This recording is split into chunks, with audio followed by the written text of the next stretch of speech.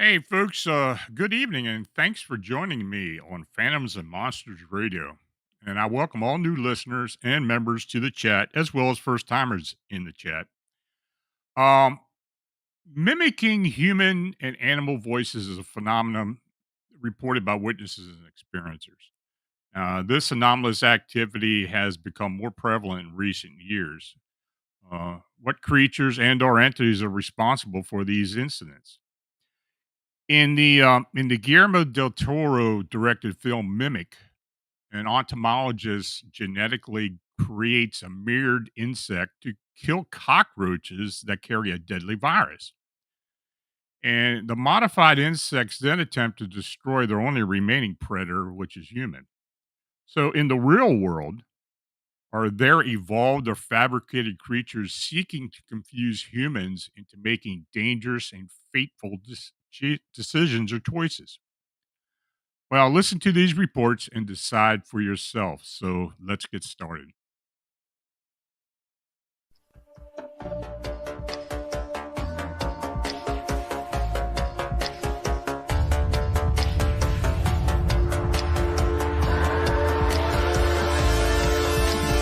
We live in a reality of phantoms and monsters. They exist among us, and sometimes they win.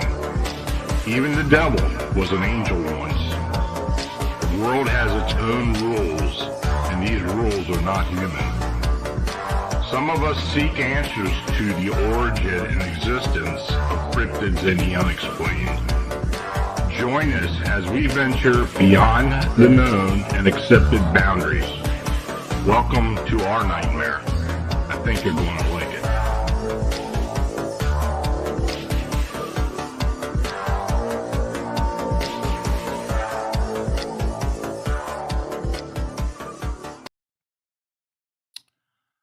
So, before we go any further, I want to mention that this channel is made possible by clicking on the subscribe and like buttons and by you sharing our programming. Super chat and super thanks donations are appreciated. You can click the dollar icon located below the chat box. The Buy Me a Coffee link is also shown below. Thanks for your consideration. Now, your comments are always welcomed. Tell me which accounts you found interesting in the presentation or suggestions for upcoming shows. I want to again thank our chat moderators, Bernadette, Marla, Thomas, and Mike for their commitment to me and the channel. Now, if you're in the chat and you have a question, please use all caps, and I'll try to get to each one after the presentation. And we are now with streaming with Elevate Souls Production Network. So we're going to have a few bumps here and there, but we've got some new graphics and music and everything coming up. So I hope it, it goes to the level that you're expecting from the show. So thanks again for joining me. So disturbing mimics. Recently, there had been strange sightings and sounds in the southeast Ohio Appalachians, especially odd clicking sounds in the trees in early morning and human whispers at night. So the witness states to me, we live in the Appalachians in the southeastern Ohio Valley, part of the Wayne National Forest. Now, recently, I've felt and heard unexplained things, odd, eerie clicking sounds in the trees, particularly in the morning, mimicking human whispers at night. along with the heavy feeling of an evil presence. I think some who aren't usually susceptible to feeling such things could possibly ignore this. It is so thick and heavy. Whatever this is, my husband knows and has seen some things, but always in denial. His son saw something recently that scared him so bad that he came back in the house so quickly. I had never seen him move like that, repeatedly saying, "Oh Lord Jesus, help me." He would be hugging himself in the bed under the covers. He's 30 years old as well. Reacting like that is unlike him. I've never known the boy to pray at all, let alone so fervently. Our dogs don't like being around whatever this is either. Their hair also stand on end. Our youngest dog wanted to bury himself under the covers of our bed. I listen to our dog because they know, sense, hear, and even see things we cannot. Also, the crows usually feed during the morning have been behaving unusually as well, calling like there's something wrong happening. They're coming around less and less too. That's concerning. So one night last month, we woke up to find that a huge tree limb from our older tree crashed down at some point and had taken out parts of the neighboring black walnut tree and impaled the ground coming down. There wasn't a storm that night at all. So, what caused this huge branch to fall like this? And the tree it came from is so huge and it got to be ancient. I came across a post looking for uh, what animals make odd alien-like sounds, and some clicking during the early morning up in the trees of the Appalachian Ohio Valley. I hadn't found anything yet, and there hasn't been any show to allege billions of cicada broods mentioned to come. So that's not it. My birds we know of making sounds during the day. I don't have an explanation for the other crap we're experiencing. So I can't find the source of the sound either. I do know there are more to this world than meets the eye, and nothing is as it seems. Most of the time, it doesn't. We may all find out sooner than we think, whether we want to or not. We do not. Excuse me. We do we even want to know? Maybe not at all. Who knows? All I can say is pray like you've never prayed before. My stepson did, and he hasn't acted the same since. Now, in this next account, a teen boy was at his family's cabin in northwestern Maine. Along with the family dog, he sensed something unusual in his vicinity and heard it mimic his voice and words. Now, he tells me, I had an scary experience happening to me in 2018 that has stuck with me throughout the years, and I'm wondering if you could possibly help me explain what I witnessed in the woods all those years ago. I was about 16 at the time, and I'm half indigenous. I was visiting my uncle on my mom's side, the indigenous side, at his cabin located in the woods of northwestern Maine because I was driving my grandpa up to visit them for the fall season. Now, the cabin was rather small and could only accommodate my uncle, auntie, grandpa, so I was told to sleep in the camper that was set back further into the woods. Now, that evening went by as usual. My auntie made dinner and we all laughed and shared stories and eventually turned in for the night. I took a flashlight and started my way out to the camper. About halfway down, I shut off the flashlight and looked up to admire the night sky. It was at this point I noticed how quiet the forest had become. There were no birds or sounds of crickets or rustling leaves, just pure silence.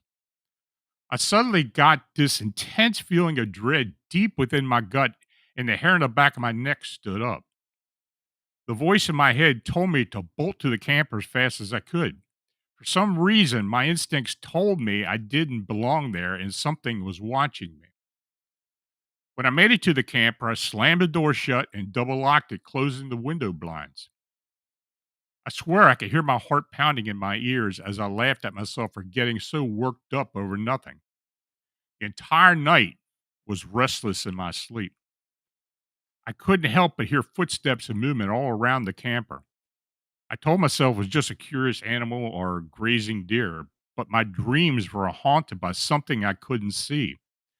Unfortunately, it wouldn't be the final experience of that weekend. By morning, all seemed normal. I thought about mentioning what had happened to my grandfather over breakfast, but worried that he'd just brush it off as being dramatic or too used to the city life. I let the odd night slide off my mind as I enjoyed the day with my family and their German Shepherd, Jack. Just to calm my nerves, I asked Jack to accompany me on the camper that evening to, ensure I felt safe. The walk back was once again fine until I began to enter the tree line. I'm not sure if it was because I was feeling nervous as well, but Jack seemed to be on edge and his ears perked up and his head was on a swivel. That night, we slept in the bed of the trailer. He slept in the bed of the trailer with me. I felt safer with the dog there. However, I had an extremely awful dream in which when I woke, Jack was staring at the wall of the trailer with his hackles standing on end. Now, when the morning came, I packed my bags to leave in the afternoon, brought Jack out of the trailer, and led him out into the small field between the cabin and the thick woods. I kicked the ball so that Jack could fetch it. He raced down to grab the ball and until his full sprint turned into a full stop, digging his paws into the dirt meters past where the ball had landed. He was standing stiff, fur on end, ears pinned back and unmoving. I called for him to come, which we always responded to, but he didn't even acknowledge me. I began to walk down to where he was, calling his name a little bit louder, still with no response. I grabbed him by the collar, getting kind of worried at this point as his eyes stared directly into the trees. I yelled his name loudly, giving him a little tug. The forest was silent. Moments later, the silence was broken by an echo of my voice yelling back. However, this echo was delayed and distorted. It sounded like me, but also not like me. I froze and investigated the dark woods, holding my breath only for another scream to come from the woods in my voice. I immediately turned and booked it back to the cabin. I came to my auntie trying to tell her that there was something out there in those woods. She comforted me and told me it must have been nothing, but she seemed as if that wasn't the answer she wanted to give. My family is rather superstitious, especially me, and I'm guessing she didn't want me to overthink anything. I left that afternoon and have not been back since that weekend. A friend of mine told me to share my story with you as you might have an idea of what I experienced. I'm not sure if I encountered a cryptid, bad spirit, or just an overactive imagination. Now, in this next account, a group of Job Corps residents in Mammoth Cave National Park hears a baby crying sound late at night. Then the sounds of a woman screaming. Was it a cryptid mimicking human sounds? So in the account, they state, "Hi, Lon. I went to Job Corps in Kentucky, smack in the middle of Mammoth Cave National Park. It's a very beautiful area. We weren't supposed to leave the campus, but no one was following that rule. We'd organize hikes and stuff like the park rangers told us not to do. So one day we get a bit turned around and it's close to 10 p.m. by the time we realized where we were and decided to head back. Expecting to get chewed out since lights out would be in effect and the doors would be locked, so we're screwed already in the regard to getting back on time. We decide just to take it leisurely as we go. We're about 100 or so feet from the edge of the woods when we hear a baby crying. Some of us wanted to go check it out, but the guy who was leading us around told us to shut up and listen. Said it sounded funny. It kept repeating the exact same cry each time. It was like a sound bite being looped. Then it got closer, and we all heard what sounded like a woman screaming for her life. We all got the hell out of the situation as fast as we could. What do you believe it was? Now, It could have very well been a bobcat. I've heard bobcats scream, and it sounds a lot of times just like what they described. But, I've also heard and read accounts of possible cryptid activities related to this type of phenomena. Bigfoot had been known to mimic human sounds, so maybe it was that, but who knows?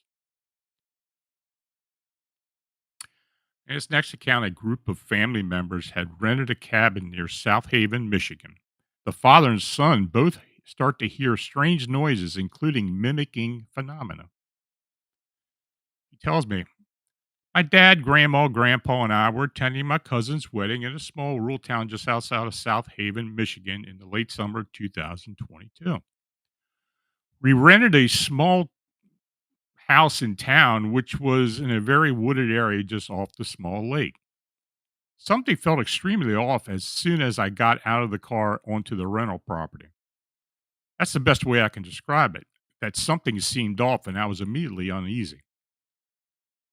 Now, but being a skeptic as I am, I shrugged it off and chalked it up just being tired and anxious.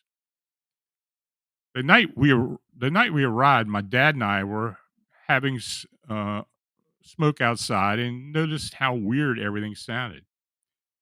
It was about 11 p.m. and there was no one else around. The trees were crackling incredibly loud and we were hearing strange animal noises, but nothing too out of the ordinary. Just the type of animal noises you'd hear in rural Michigan. But they just sounded particularly strange for us for some reason. We said goodnights and went to bed. The next morning, my dad told me that he had gone outside for a smoke about 2 a.m. that morning and heard what sounded to him like someone close by banging on the metal siding. He said it sounded like it was just next door, but didn't hear anything leading up to or preceding the loud banging, like footsteps or anything like that. We shrugged it off and laughed.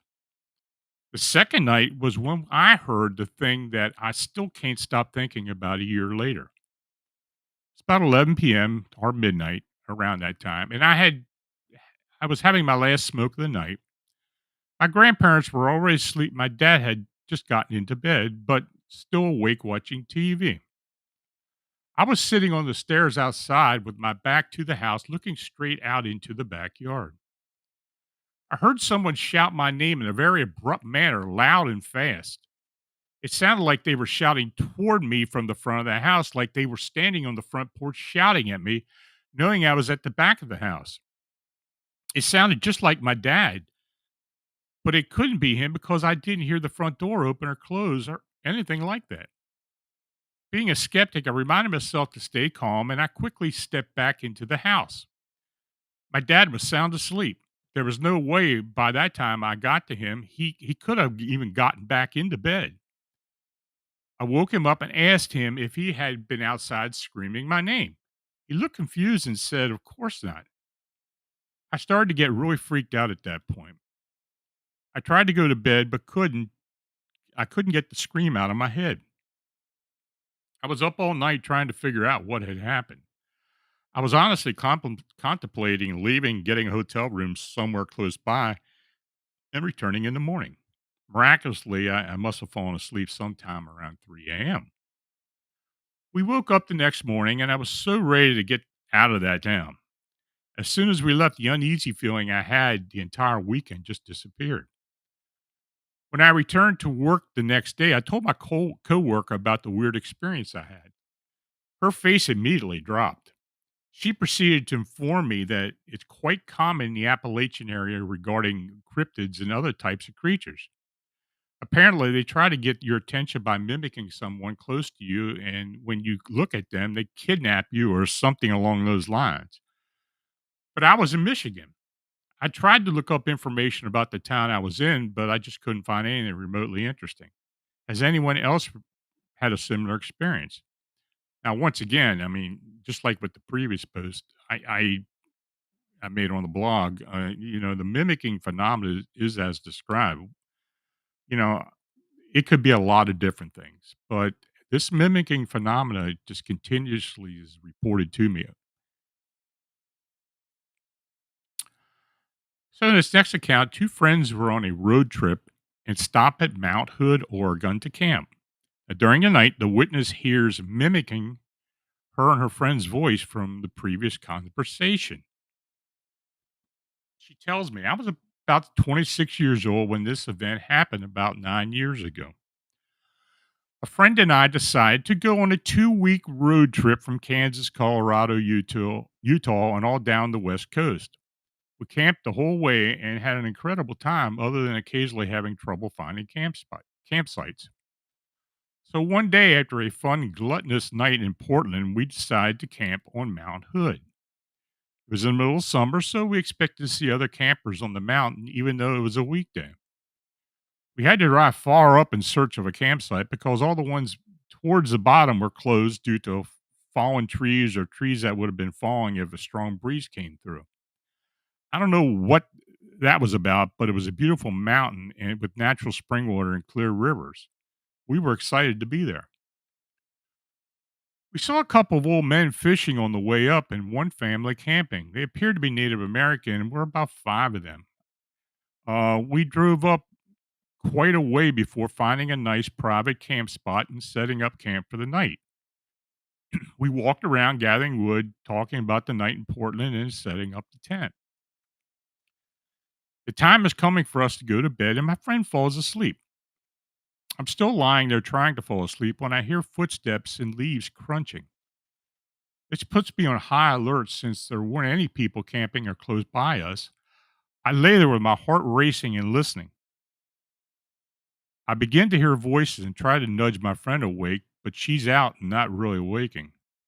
I continue to listen and I start to make out the voices and words. It's our voices, having the exact conversation we had having around the campfire not even an hour before. It didn't last long before silence returned. Needless to say, I've had a very hard time sleeping that night. So, the next account, a family with a disabled son rents a cabin along a remote lake in St. Louis County, Minnesota. A possible Bigfoot begins mimicking the sound made by the son. Now, they tell me. We had traveled up near the Canadian border in St. Louis County, Minnesota, a few summers ago. We rented a cabin off the grid in the middle of nowhere. Our son is severely disabled, and while he's nonverbal, he isn't quiet. He makes very loud sounds, guttural shrieks, and whoops. This spot takes about an hour off road to get to. It's near logging roads, but there are no people, very rugged roads. The cabin is on a 320 acres of lake and surrounded by well over 40 acres of forest. It's just us there. Plenty more acres, but that's just the acreage around the cabin. That night, my son was standing on the deck. It's on the second floor of the cabin. He was jumping and bashing and howling. The pounding of his jumping on the deck was reverberating throughout the forest. This was something we wouldn't usually worry about, but not here. It felt great not to have to worry. This is the very reason why we were here, so no one could judge us or get upset by his sounds. Now, off to the west, we begin hearing something. It sounded as if it was mimicking my son. Just didn't feel real at first. It was a no way this is happening moment. It mimicked him unbelievably well. It was loud and sounded as though it had the lung capacity of 20 men. It was an animal. It didn't sound angry at all or menacing. It just a long, strong mimicking sound. I don't really know how to explain it. We went inside and did our best to ignore it. I felt the entire rest of the trip as if we were being watched. I couldn't shake that feeling. It was the most uncomfortable I ever felt in my life. I cannot explain it. Just thinking about it makes me uncomfortable. Other very odd things occurred that week, but I don't really feel comfortable sharing. Almost supernatural. I know that sounds silly. Smoke alarms going off at night, etc. Just weird things. We ended up going back the next summer, so we didn't let on to our other son, who was asleep at the time, that nothing had occurred or that anything had occurred. We have had no incidents like that again. No feeling of being watched and nothing uncomfortable. But the incident that week will always stay with me. Now, in this account, two friends were fishing in Minneapolis St. Paul, Minnesota park when they encountered a large white humanoid crawler that mimicked one of the friends' voices. He tells me, I'll never forget that night of August 14th, 2021. I was fishing in the river with my friend in the suburb of Minneapolis, St. Paul, Minnesota. We loved coming to this public park to fish because it was quiet and there was a nice sandbar to fish for, um, or to fish from. This park had a Sioux burial mound about half mile from our spot. Now, after fishing for a better part of the day, we decided to leave at dusk. We get back to our vehicles. We had to take the trail through the woods, which was about a 5-minute walk. I put a clip on light on the bill of my hat so we could see the trail. I remember when I first glanced ahead down the trail, I saw two circular white lights that I assumed were fireflies. Now, once we got further down the trail, we were closer to the area where I had seen the fireflies. It was then that I saw a pair of eyes that was either highly reflective from the light or glowing white. It wasn't long before I could make out a body. It was a very large white body on four legs, bigger than a wolf, but unnaturally skinny. I couldn't make out any facial features because its eyes were so bright. I wanted to warn my friend, but all I could manage to say was, there's something there. We had no choice but to proceed because this was the only way back to our vehicles. This thing just stared at us down from, but didn't make a sound. My friend yelled at it to try to scare it away, but it didn't react at all. I yelled at it after she did it, and it responded back, mimicking my voice. I honestly questioned myself and thought I was imagining things. So I yelled at it again, and it responded back in the same volume, same pitch, exactly like my voice. At this point, we realized this was not an animal. We both continued the path in silence, but I maintained eye contact with this creature. I felt like this thing was ready to attack us at any moment, but it just stood there staring. Eventually, we were out of the woods and I could no longer see its eyes. We made it back to our vehicles and felt a sense of relief. I asked my friend, "Did you hear that talk back? Hear that talk back to me?" She said she did, and it sounded like my voice when it responded back to us. If she hadn't heard the voice, I would have assumed I imagined it. We went over what had happened, and our stories were exactly the same, except that the creature had a wolf like head. Now, after our experience, my friend went to see a shaman. The shaman believed it was an evil spirit and performed a cleansing on her. She was still shaken up by the experience for several weeks. I tried to hire a spiritual advisor online, but when I described the experience and asked for the spiritual cleansing of my own, it said they were not available at the time. At the advice of one of my friends, I burned some tobacco and said a prayer that the entity would leave me alone. It took me several months to feel normal again, but just I still think about this every week. I tried to do further research and contacted the management of the park.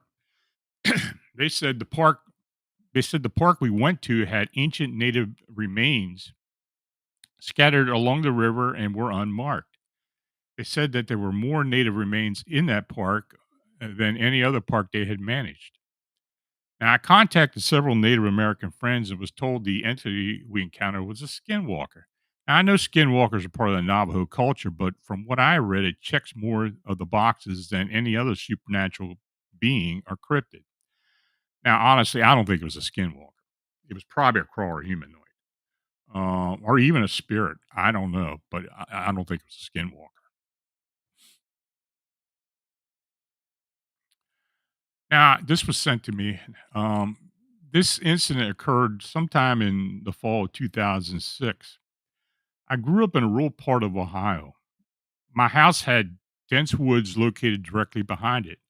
As a child, I had a passion for exploring.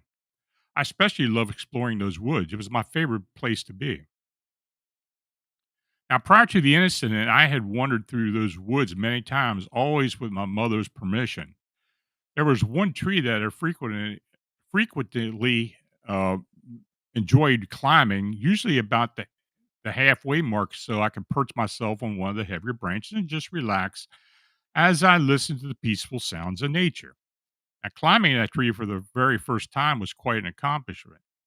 From that position, I could partially see the back of my house. On that day, after a fair amount of exploration, I carefully scaled my favorite tree and I seated myself on a sturdy branch and took in the view. Naturally, being late in October, the sun inevitably began to set within a few minutes. I always felt a little sadness to see the darkness approaching.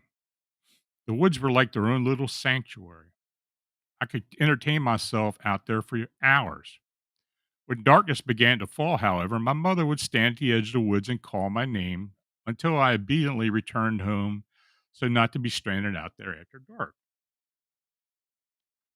So after watching the sunset until I could no longer see it, I began my descent down the tree. I was nearly at the bottom when I heard my mother's familiar voice calling my name. I thought nothing of it at first, as this routine had occurred plenty of times before. Then I realized something strange as my feet touched the ground.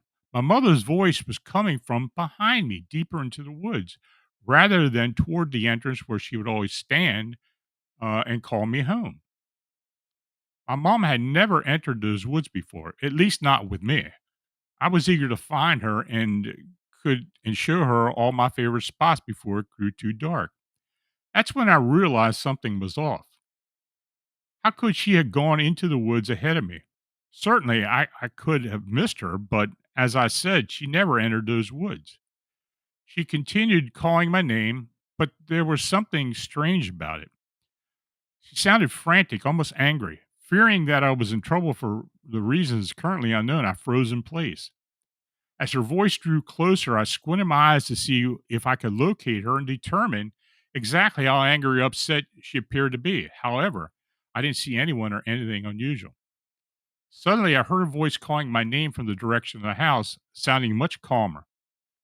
Seconds later, from somewhere within the woods, yet again, it wasn't an echo. Was I imagining things? I was literally hearing her beckon me from the edge of our backyard, as well as ahead of me.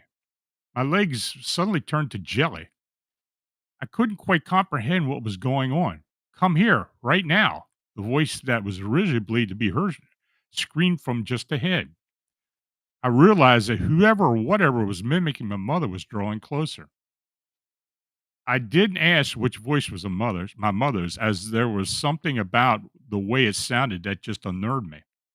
Terrified of what I would see if I stood there much longer, I turned around and ran towards the exit of the woods as quickly as my legs could carry me. It was amazing that I didn't trip over anything in my haste.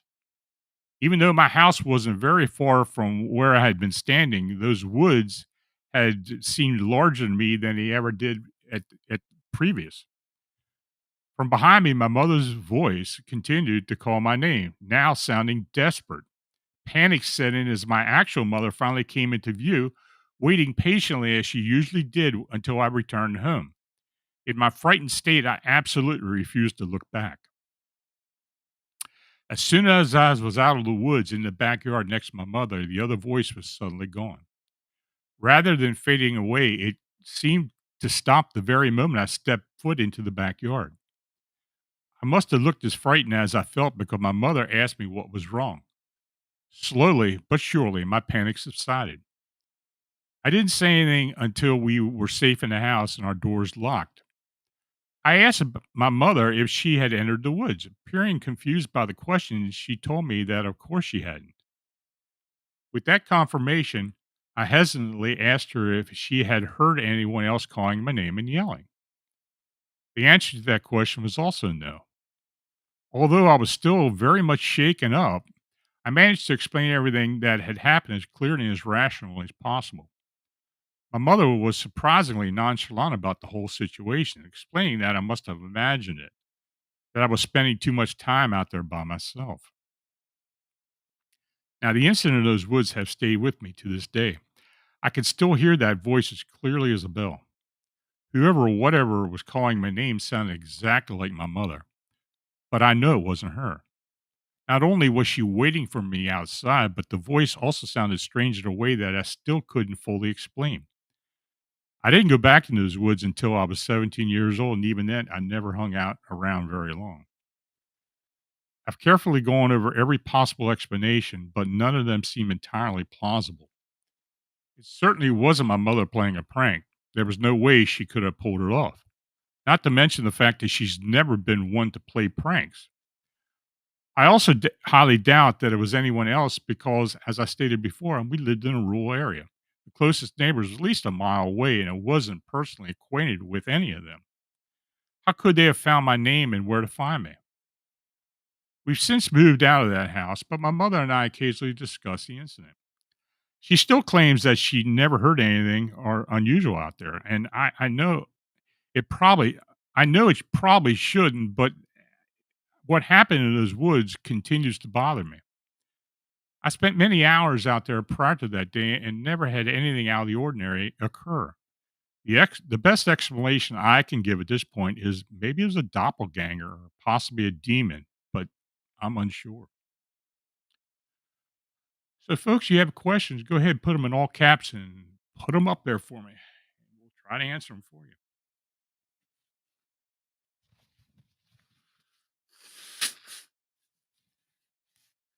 Palaquin X Vibes asked, has a Bigfoot ever been reported to sounding like a baby crying? Yeah, I have had a couple of those. Um, I um, I talked to a gentleman here in Pennsylvania years ago in an investigation I did. What county was that? I think it was up in Perry County. It was in Perry County, and he said he heard a lot of baby crying sounds in the woods for years. But when I went up there to investigate later on, I mean, I didn't see anything. I didn't find any evidence of it. But he did contact me later and said that he did see a Bigfoot, and he thinks that was what caused it.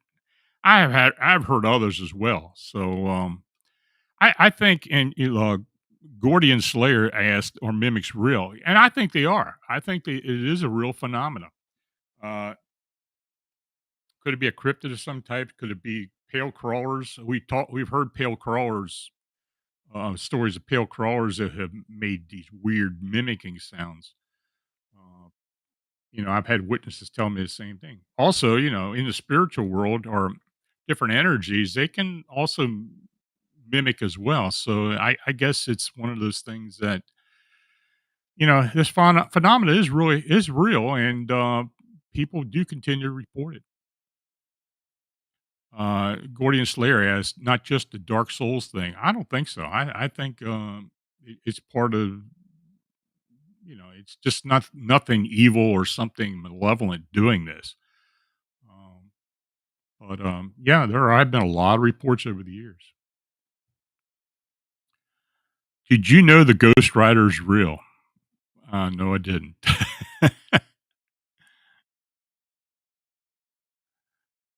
Jose Sanchez, what would you say is one of the main reasons that these creatures use mimicking? To deceive, maybe, or something else?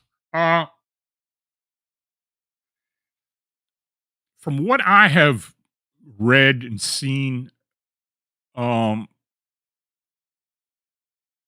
I think they like. I think they'd like to see the response of people when they do it.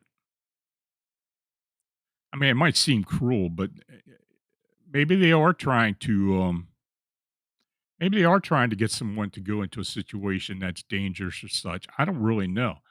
Um, Most of the witnesses who have encountered this mimicking sound don't let it fool them into going or doing something that they don't want to do. Question: Wally Tango Foxtrot. Any commonality with moon phase for cryptid sightings? I have been asked that many times. I don't know. I haven't really associated any cryptid sightings with moon phases. There's something we also looked into with this Chicago Mothman phenomena, as far as the moon cycles and such.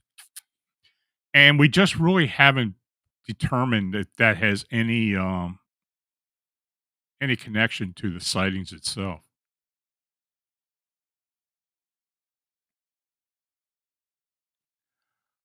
Are mimics like spook lights? Asked Palquin X Vibe. Maybe in the respect that it shows itself for whatever reason, but usually the spook lights are at a distance as opposed to something mimicking nearby. It could be related though. Kevin Emery, could it be telepathic link that gives them the ability to mimic better? Could be. Yeah, it could be. Of course, many of us have heard about cryptids mimic being able to psychically connect with witnesses. There may be something to that. It may be something that they're able to mimic a voice even without even hearing it psychically. Yeah, absolutely. Sir Wolf, Alon, have you heard of anyone investigating a mimic type sound and go missing? Um, Not offhand, but if they went missing, you probably wouldn't be able to tell you the story, or unless they came back and told you. Um, I don't know. I can imagine that with so many missing 411 cases, maybe some mimicking was involved with it. It's possible. Okay, folks. Well, I want to thank you for